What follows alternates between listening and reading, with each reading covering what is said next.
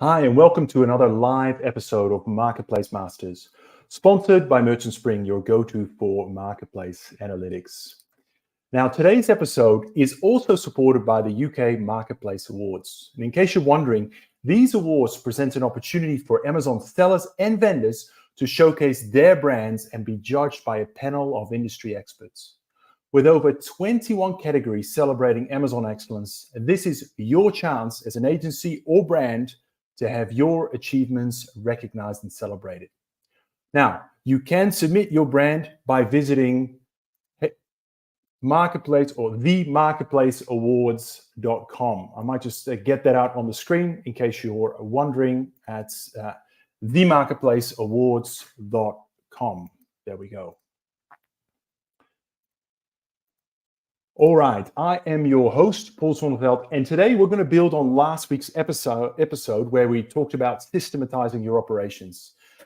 Today, actually, what we're going to do is go much deeper into standard operating procedures, or SOPs, especially within the context of a medium-sized Amazon agency business. Now, I have invited Andy Banks and Jonathan Newton to join us and to share their valuable expertise and perspectives on how to achieve this. So let me welcome today's guests. Andy is Venture Forge CEO, a global agency that enhances Amazon brands on major sales channels, including Amazon, of course. With 20 years in e-commerce, he directs the agency's vision and growth, balancing work with family life and a passion for charity marathons. I know that certainly fills up his LinkedIn feed a lot.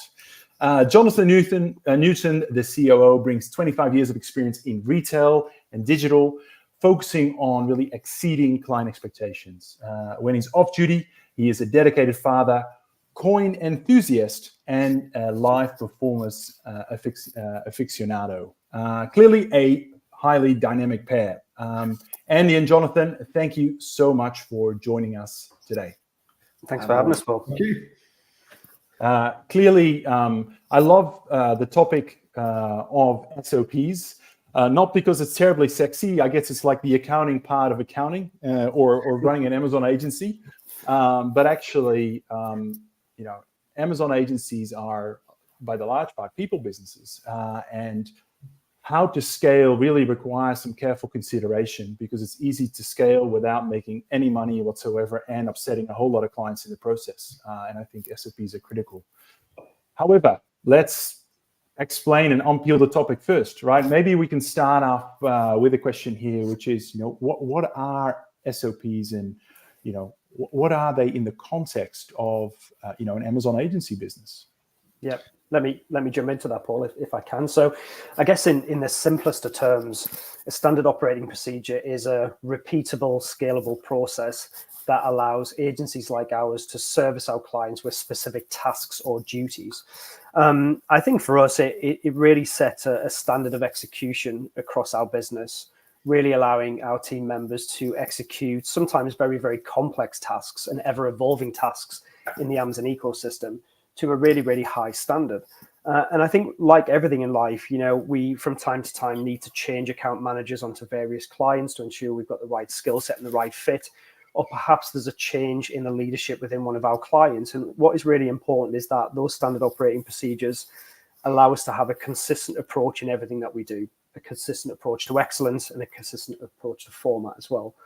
But what I think is really important is that you devise a series of SOPs that allow for flair, creativity, individuality with each individual team member. So putting too much rigidity into an SOP can be great for execution, but putting too much rigidity into an SOP can be really quite poor for culture and really quite poor to allow people to bring their own flair and opportunities to the individual SOP.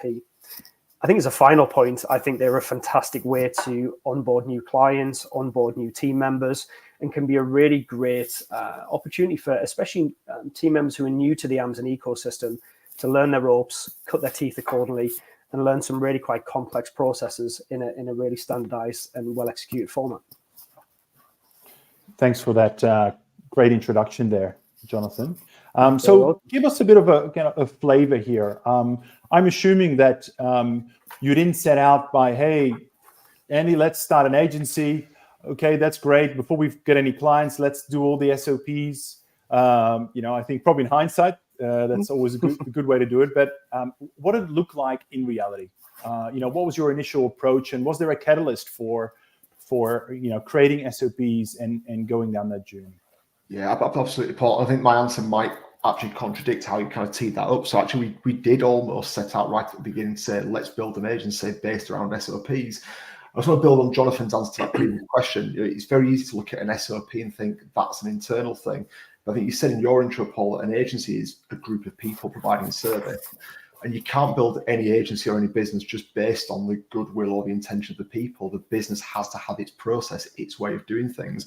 So for me, when I started to build Venture Forge, and with Jonathan's great input at that stage as well, we said right from the outset, this has to be a process-driven business. We have to create the Venture Forge way of doing things, not Andy's way, not Jonathan's way, not Becca's way or any other future or past employees' way. It's got to be the Venture Forge way of doing things, because that's something we can own, we can control, we can be famous for.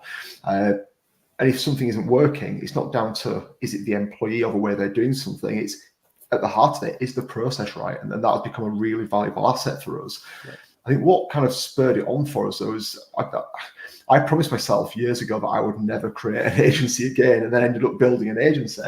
And when I started to do that, I looked at, well, why do agencies succeed? Why don't they succeed? And a couple of great bits of reading at that time.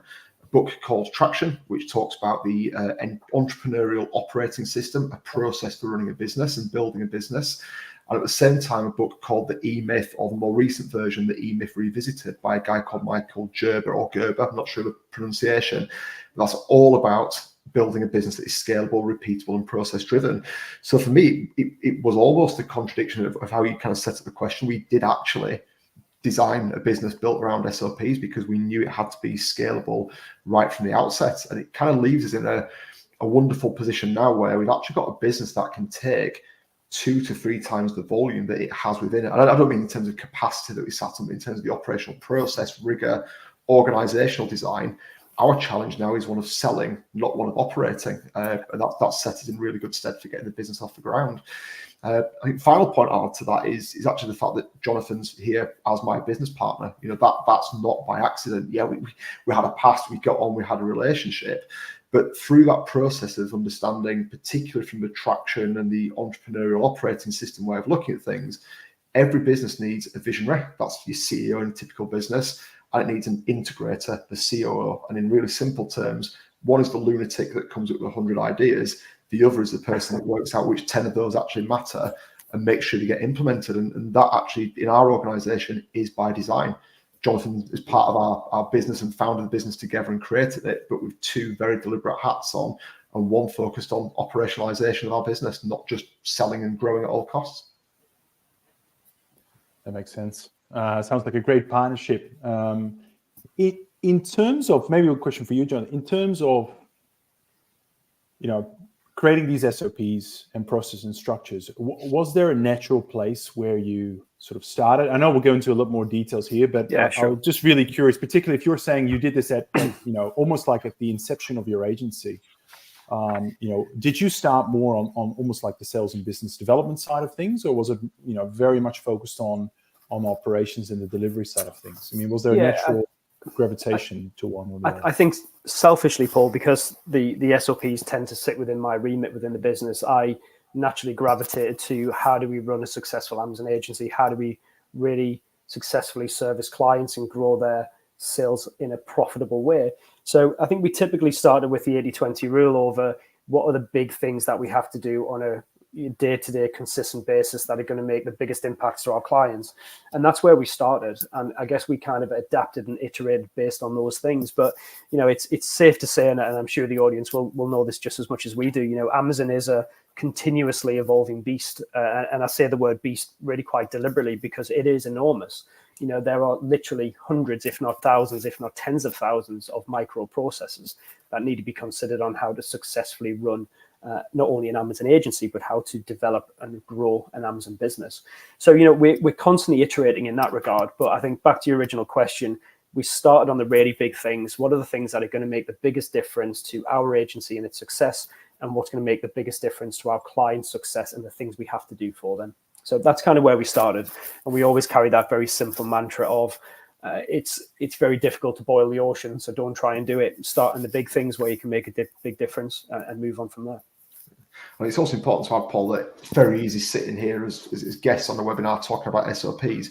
We're not perfect. We haven't got Absolutely. a 500-page document covering every touch point in the agency. And to Jonathan's point, I'd say we are really well SOP'd and operationalized on our service delivery. We have SOPs. I think we've actually shared them with you in the past, Paul, around webinars and just sharing that insight with each other as to how we do stuff. Do we have it on every aspect of sales and marketing? No, we don't. Part of that's deliberate and subconsciously deliberate. Do we have it on finance? Yes, we do. But is it as documented as it is on the service delivery side of things? No, but that's not unsurprising. At the heart of what we do, we're a service delivery business. And if we get the service delivery right and we invest our time there, the business will naturally grow around that. We can backfill in other areas as we go.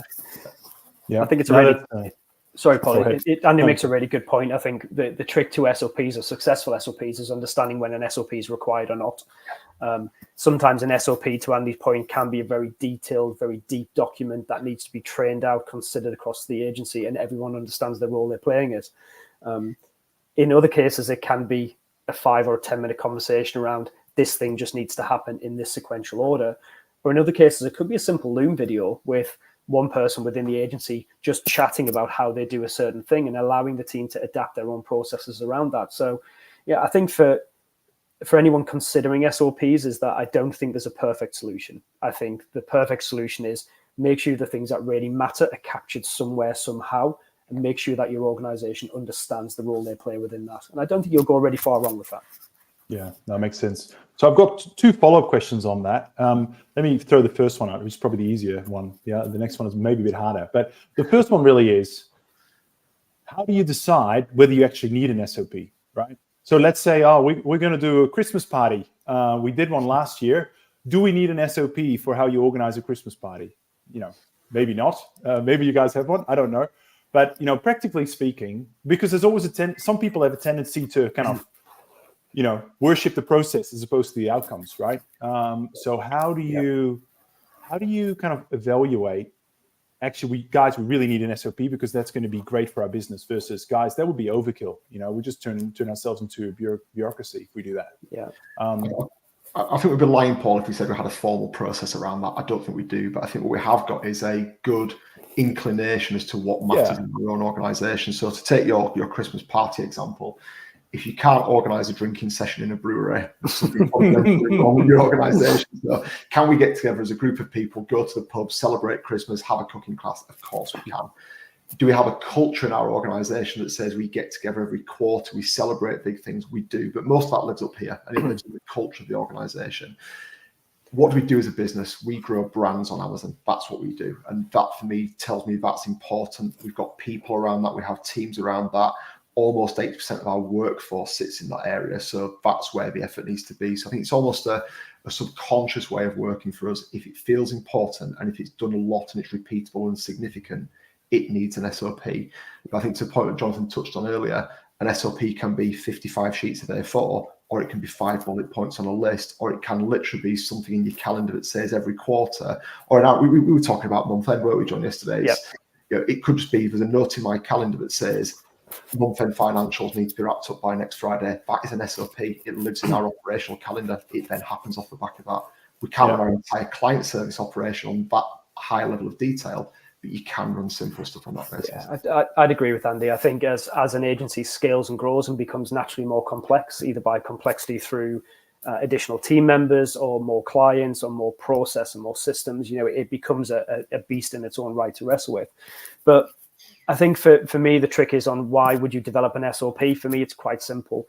If there is a repeated instance of something going wrong, or a repeated instance of somebody asking for the same thing, or a repeated instance of a challenge from somewhere in the organization, the likelihood is you need an SOP because you've got that frequency and consistency in the challenge or the change or whatever that might be. And having that one single SOP that you can train out en masse or have in a G drive or have as part of a systemized process internally just mitigates some of those sticky points within the agency. So I think where we're really using with huge value, like Andy said, is repeatable process, financial operations, client expertise, onboarding and inductions where we use SOPs in a huge environment. Every inductee as part of our business is taken through a fairly rigorous 8-week induction program, of which SOPs probably occupy 50 to 60% of that time. So they can be used highly efficiently for the longer term benefit of the individual or the client or the challenging question, I guess. Yeah, Just no, one point I'd add to that is also when something is going exceptionally well and you don't want to miss how well it's working. I use our own webinar delivery as an example of that. We found a way of moving our attendance rate from what was 20% up to 50, 60%, and our registration rates have gone from 50s into the hundreds to the 150s. We don't want to lose that. There's 3 or 4 tactics that are working. We've got great people in that team, but they won't be around forever, or people might be off. So that has to live at the heart of the business. So things that are going well also need to be repeatable to keep the system. Yeah, no, makes sense. I just want to let our audience know that this is a live session. I'm actually seeing some questions flow in. I will get to those. There's some great questions already being submitted by some others, but if you're tuning in live, we've got quite a few people watching live right now. So throw in your question and I will make sure I'll put them in front of Andy and Jonathan. Now, here is my second question. That was the easy bit. And luckily you didn't say we have an SOP for working out if we need an SOP. But my second question is, sometimes I tend to equate, SOPs as just with documenting a process, right? But how do you make sure you don't document a really poor, inefficient process, right? Because it's not just the ways of working. You want to make sure that you're doing things in the right way, the smartest way, the efficient way. I'd love to hear how you think about that and maybe some practical examples of how you drive efficiencies in your business. Yeah, okay. So I think a couple of things stand out for me. And I think I'm going to use my first example very, very explicitly to Amazon best practice. I'm not even sure there is a best practice for Amazon. Of course there is. There's good ways and bad ways to do everything in life.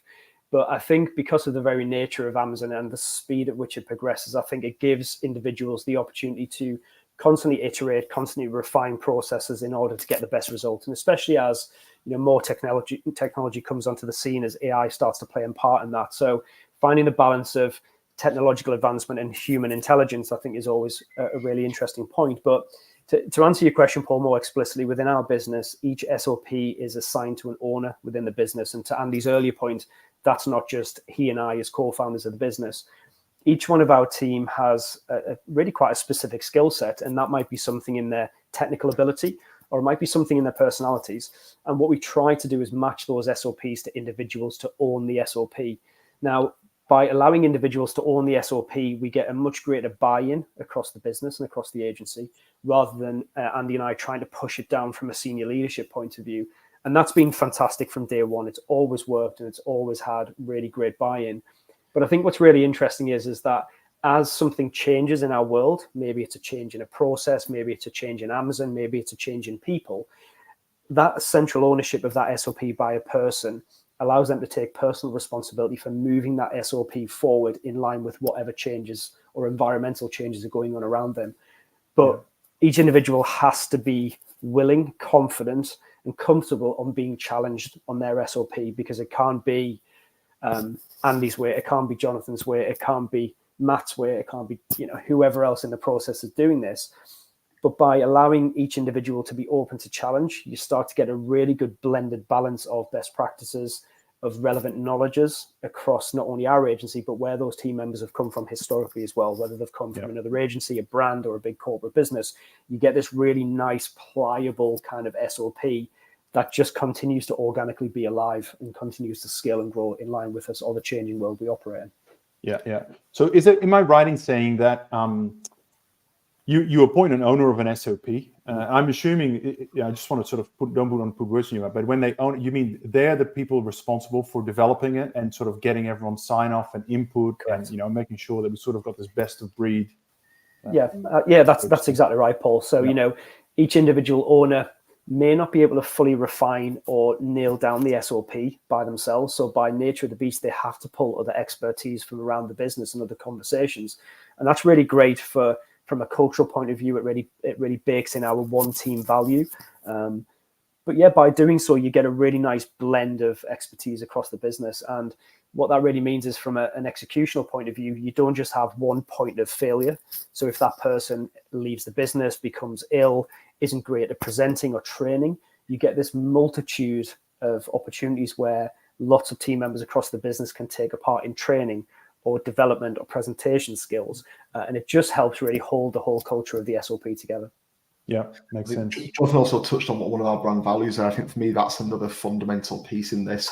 The culture of the organization drives the development, the ownership, and the efficiencies around that SOP.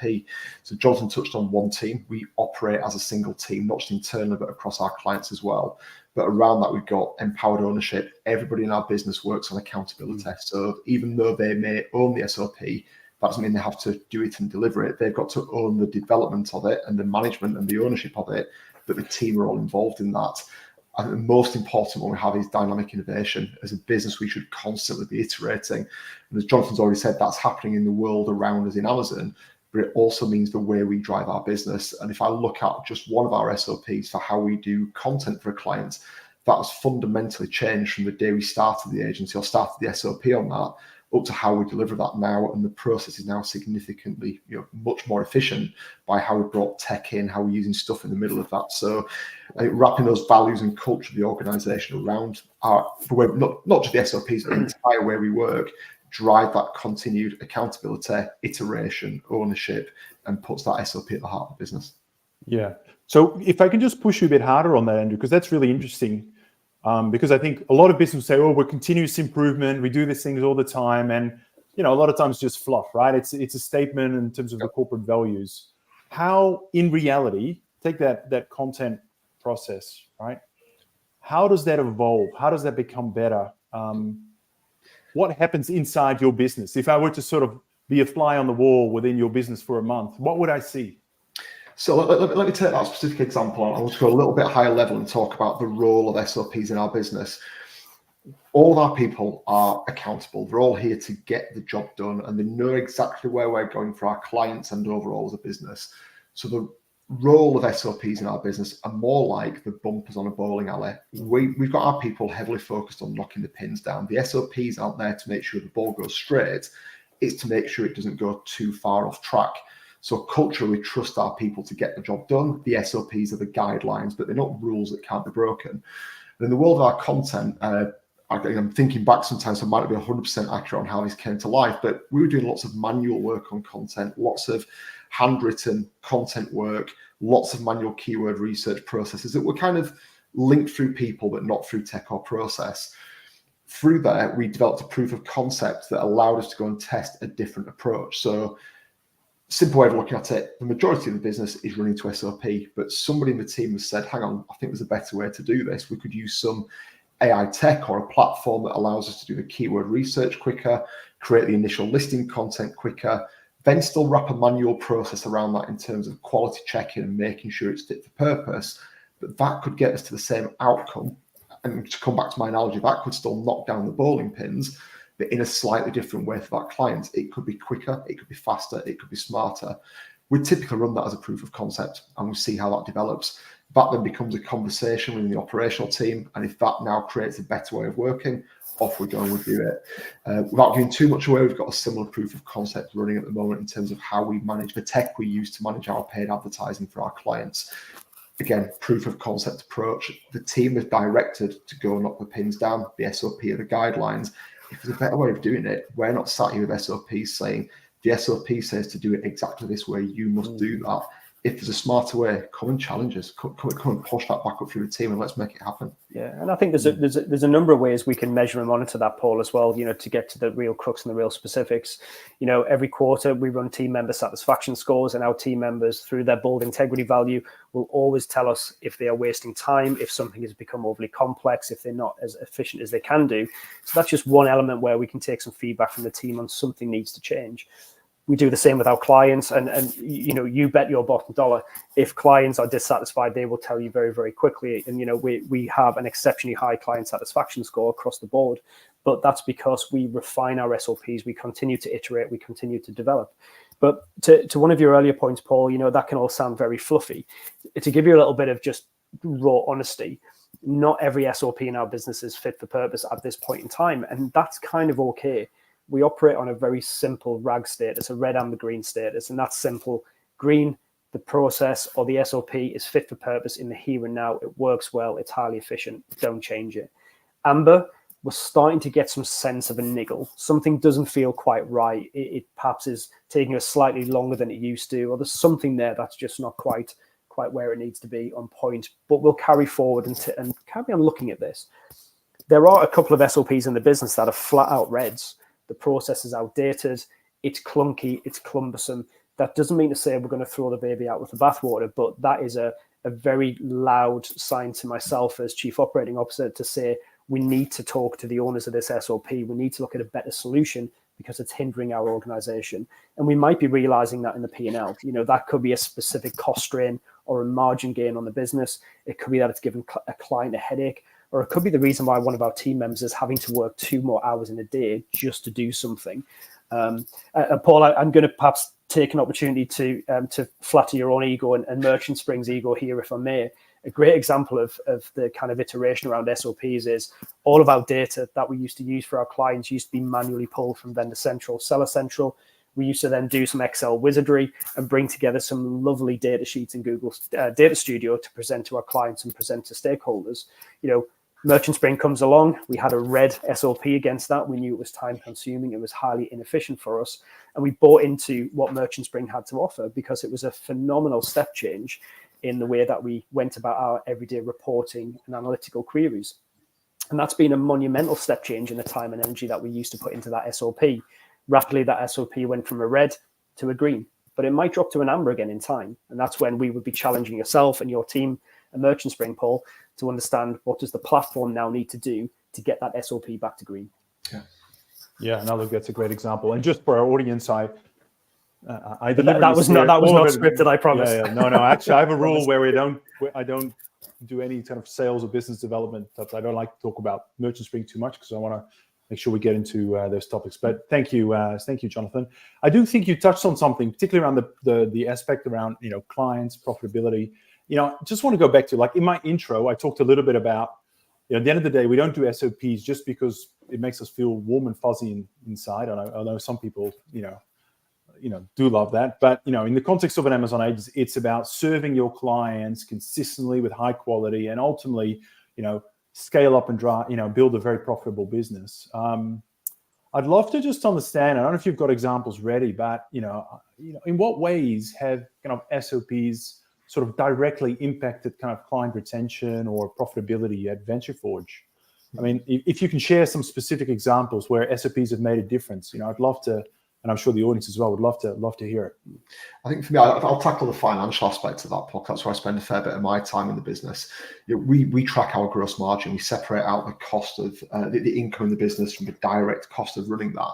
And if I went back, I'll steer away from promoting Merchant Spring, but steer back to a previous world where we were doing manual reporting and we had inefficiencies in there. And in the previous world where we were doing lots of manual heavy lifting around content and keyword research, if I was to look at our gross margin on a like-for-like basis back at that point, our gross margin would have been reduced. And that doesn't necessarily mean I'm looking to make more profit. Of course, we're a business and we're an agency, but it's also about where do we spend the time with our client? Is the time that I've got within the resource we have in the organization best spent pulling data, putting it into a spreadsheet, creating a dashboard, putting that to a client? Is it then best spent manually doing keyword research, putting that in a spreadsheet, then manually briefing in content, writing that, and then manually uploading that to Amazon? Yes, there's a role that stuff needs to happen, but does it need to happen through inefficient process?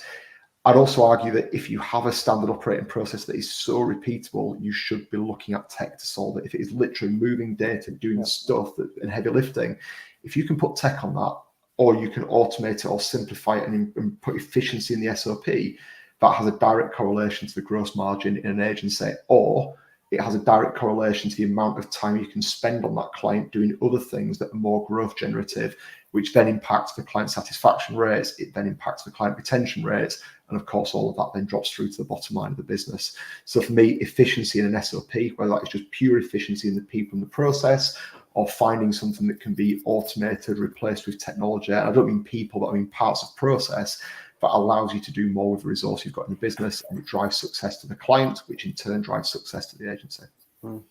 Yeah, no, for sure. And actually, as part of that question, I'd love to hear a little bit more. I know we've spoken about Merchant Spring, so let's skip over that one. But in terms of technology and tools, right? Both in terms of how do you document and how do you visualize and how do you communicate SOPs internally, as well as other tools, systems that other agency owners should be thinking about, because maybe they've helped you implement some better SOPs along the way. What can you share around the technology stack side of things? So I take absolutely no shame in saying that we don't use any SaaS platforms or any technology platforms to manage our SOPs. They are, dare I say it, good old Word documents that are housed centrally with a RAG rating against whether they are currently suitable and fit for purpose.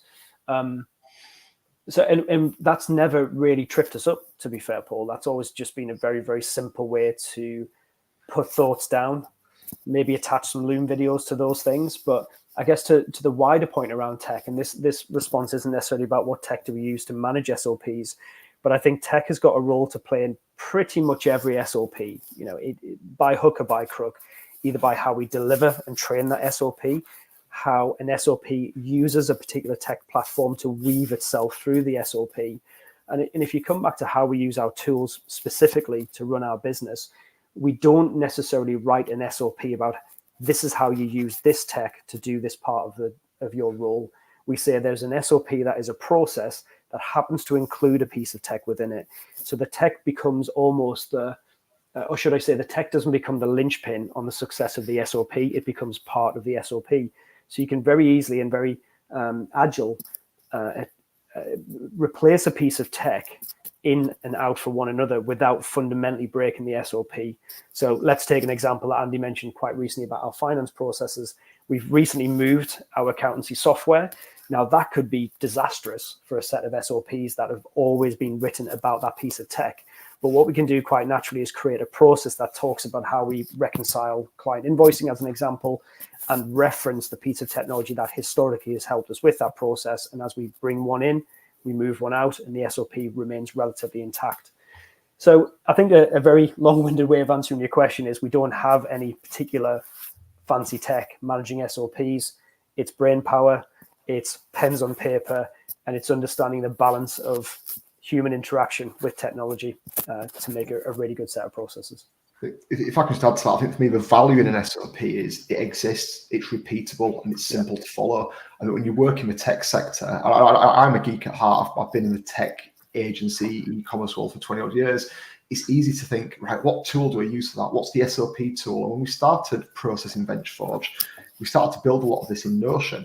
And actually, it doesn't matter if it's on Notion. It could be literally on the back of the handkerchief. As long as it's in a central location, it's clear what the process is, it's easy to follow, it's adaptable and updatable. It could be in Loom, it could be on the back of the fag packet, it could be in Word documents, pretty much as we have it. The only thing I would say we have in our organisation that breaks that mould a little bit is a staff induction process, where we have some predefined decks because it's just repeatable. We kind of only hire a couple of different types of role into our organisation, so why do the same thing 3 times? And we also use Asana as a project management tool. You could use Monday.com or anything similar. That just means when we're in high growth periods and we're inducting, we can literally clone an induction board, tweak it a little bit, but 75, maybe even 90% of the heavy lifting for an induction is done. So we have little bits of tech, but the core message I'd say is ignore the tech. It's kind of, as long as you have a process and everybody can see it and follow it, and it lives in a central location, it could literally be rated. Well, maybe not on the back of your hand, because that wouldn't be central location, but back of the restaurant napkin is a good enough place as long as it's there. Yeah, no, fantastic. So I want to just shift a little bit to like small, agencies, maybe agencies that are just starting out. They're tuning in here, and in fact, I'm going to actually pick up a question from Grant. I'm just going to bring it on the screen here. I hope you can see that. He's asking, what stage are SOPs actually critical? Startup agency hasn't been around for too long. It's got 5 clients. When do you want to start thinking about investing in it, implementing it, and kind of living by SOPs? What advice do you have for agencies that are, I guess, at the start of their journey? Yeah, great question, Grant, and thanks for asking it. I think it really comes down to your ambition for your agency. So if, for instance, your agency is going to scale to 6 clients and that's you're at full tilt, maybe you are a single owner manager or with a couple of team members, you may find that an SOP is just an unnecessary set of baggage. But I would come back to one of my previous answers in that if you are getting repeatable, consistent issues of the same thread, you probably want to at least tackle an SOP for those particular things, because that's just going to save you efficiencies in the short term. And as you continue to scale and grow, that's just going to likely act as a really good vehicle for your continued growth. If on the flip side of that, your ambition is to scale to 50 clients, which of course is, and trust us, we know, it's a very, very different agency to run with more complexity, more challenges, then, we made the decision to build SOPs from day one. And to Andy's previous question, we knew we would scale. We knew we'd scale rapidly. We've got an exceptional business that is scaling and growing very, very quickly. And I can only imagine a world now where if we were trying to implement SOPs on the fly as we were scaling and growing, it would make it fundamentally difficult to do that. And I certainly think from a sales point of view, our sales team would be high-fiving each other winning new clients. Operationally, my team would be creaking under the pressure of a growing agency without foundational SOPs.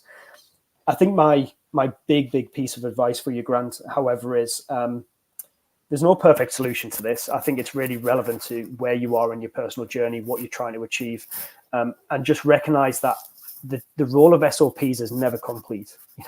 Don't kid yourself and anyone else who thinks they can write a set of SOPs once and then it's job done and put them to bed. It's never done.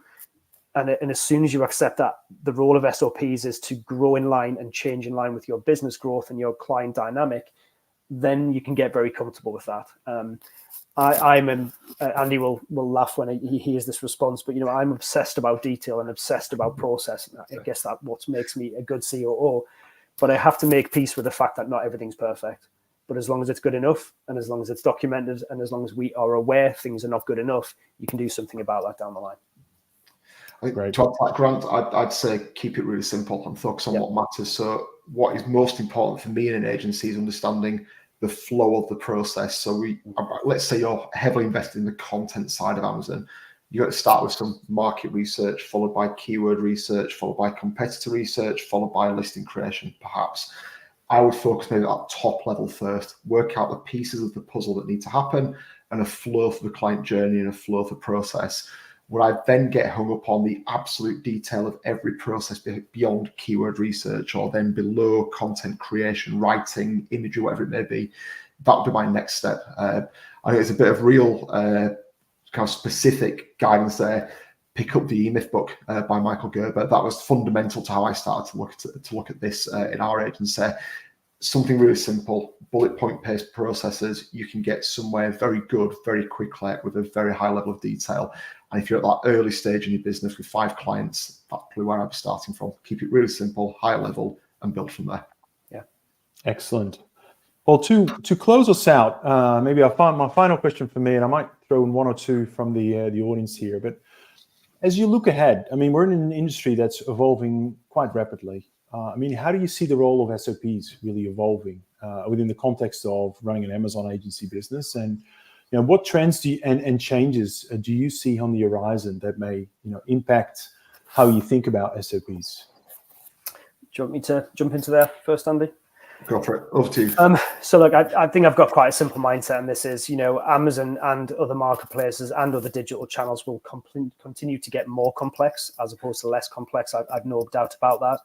I think you have to make peace with the fact that many SOPs will either become redundant completely or will need to be iterated and changed upon as the balance of humans and AI start to cohabitate with one another.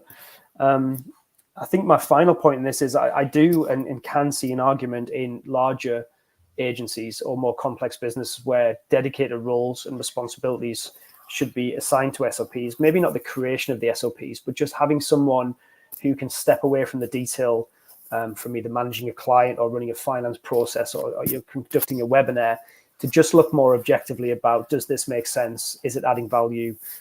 Is the process helping or hindering us? Is it slowing us down? And kind of be as resourceful as it can. So I think if I was to try and summarize, accept things are going to change, accept things are going to have to be redone quite a lot, understand the benefits that AI can bring. I shudder to the notion of AI running an entire agency, but I think it does have a very, very valid role to play and can be an extraordinarily resourceful tool to use when used in the right ways. And recognize that you might need to step away from the detail to truly understand the detail you need. I always find that webinars like this a bit of a counselling session. I think when Jonathan said I'm comfortable with some of our SOPs being read, that's a massive window into his soul. Jonathan loves the detail, the granularity, and things being right. But I think that's the one thing you have to accept as an agency owner or a business owner in a fast-moving sector. The world will evolve around you. None of your SOPs at any point in time will be perfect, and you have to be okay with that. I think for me, in a fast-moving sector like an Amazon agency, to have a culture that allows you people to adapt around SOPs, to have a team that are aligned with doing the right thing and being willing and able to navigate around where an SOP does or doesn't work, putting the culture at the heart of that for me is probably, and it's going to sound really odd on a webinar about SOPs, but it's probably more important than the SOPs. Great people with the right intentions, the right brand values, and going in the right direction will trump an SOP any day of the week. And in a world where those SOPs will rapidly become invalid, I think you have to become comfortable with that and invest in great people doing the right things with SOPs as guidelines around them. God forbid we should be running a business in the AI space, because if we think Amazon moves fast, how on earth an SOP around electric vehicles or AI or those even faster paced industries? No, I think you've got to be comfortable with change and comfortable with it not being perfect, but big enough bumpers down the bowling alley in a clear direction. To come back to my really rough analogy, that for me is at the heart of being uncomfortable that nothing will be perfect all the time. Yeah, no, fantastic. Well, thank you so much for sharing your journey, your thoughts, your, I guess, your philosophy around SOPs and how you've made them work. And, really appreciate the transparency too. They're not all green. They're always a work in progress. Honesty is great, because this is real life, right? Build and grow an agency.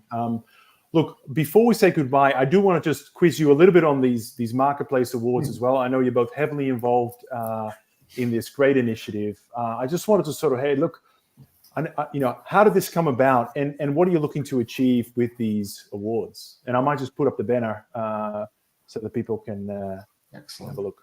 Thanks, Paul. Well, I'll take that one. We looked at the Amazon community in the UK about 18 months ago, and we thought there was a real lack of anything celebrating the success of good, meaningful, strong sellers and vendors. And we literally set out to go and create that. We challenged ourselves pretty much 18 months ago to the day to go and take that big, hairy goal on. So we created the Marketplace Awards. It's a genuine celebration of marketplace success in the UK. Watch this space. We may be doing the Marketplace Awards Europe in October, but I can neither confirm nor deny that. But what we've built is a really credible judging panel of not just people that are paying to play, but actual real credible experts in the Amazon field. We've got some of the largest vendors. We've got people that have built and run the UK's largest marketplace agency and exited that business. We're looking for brands to enter that really want to pit themselves against the best in the sector. We've got categories there from individual awards for the best marketplace manager. We've got the best seller. We've got the best vendor categories. And we've also got plenty of other categories on particular Amazon subsectors. So best home and interiors business, best fashion business. We really want to see brands challenge themselves and put themselves against the best of the best.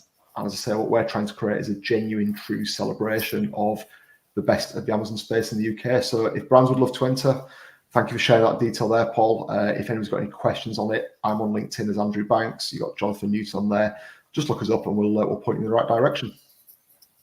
Fantastic. It's a great event, and I know you guys did it for the first time last year, and I'm sure this year is going to be bigger, and it's going to be still very much in a build phase. So very, very exciting, and thank you for championing that.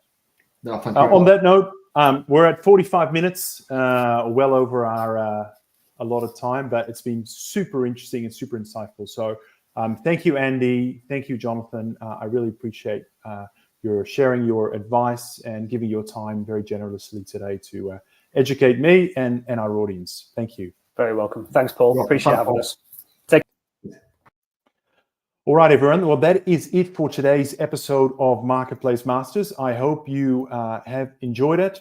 If you are hungry for more, don't forget to visit our on-demand library on our website for a real treasure trove of insights. We're particularly focused on, topics that cover agency best practice or Amazon vendor topics. So go and check it out.